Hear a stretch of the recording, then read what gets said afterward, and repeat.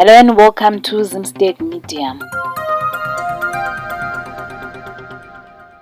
In other stories, Zimbabwe's acting president Kembo Mohadi oversaw the handover of the Hika buses to Dudley Hall Primary School in Norton, Landa John Nkomo High School in Cholocho, and Bulawayo's Highlanders FC.